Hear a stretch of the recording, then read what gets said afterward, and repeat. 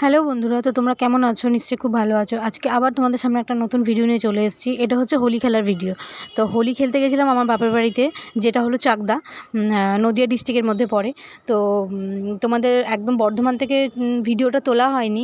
আসলে সকাল সকাল বেরিয়েছিলাম, তো একদম তোলা হয়নি, খুব তাড়াহুড়োর মধ্যে বেরিয়েছিলাম।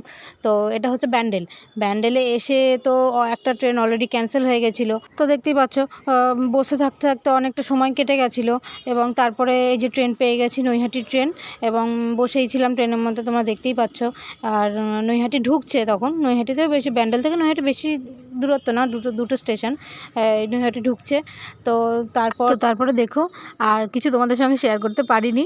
আর তখন ট্রেনে এতটা পরিমাণে ভিড় ছিল যে ভিডিও করব কি, মানে ট্রেন, মানে আমরা যে দাঁড়াবো সেইভাবে দাঁড়াতেও পারিনি ট্রেনের মধ্যে, এতটা পরিমাণে ভিড় ছিল। তো সেই জন্য আর ভিডিও করতে পারিনি। আর একদম ফাইনাল লুক দেখো আমাদের হোলি খেলার। এই হচ্ছে আমার সব বোনরা। আর এটা হচ্ছে মামাবাড়ি। তো আমাদের প্রতি বছর মামাবাড়িতে রাধাকৃষ্ণের পুজো হয়, খুব বড় করেই হয়। তো আমরা 2 বছর পর গেলাম, প্রথম বছর গেছিলাম বিয়ের, আর এই হচ্ছে 2 বছর পর গেলাম। তোমরা তো দেখতেই পাচ্ছ আমরা বোনরা মিলে কতটা আনন্দ করি একসাথে থাকলে। আর তারপরে জামাইবুড়া থাকলে তো কোনো কথাই নেই, মানে বোনদের তো আনন্দের কোনো দিশা থাকে না। তো দেখতেই পাচ্ছ কেমন সব আনন্দ করছে।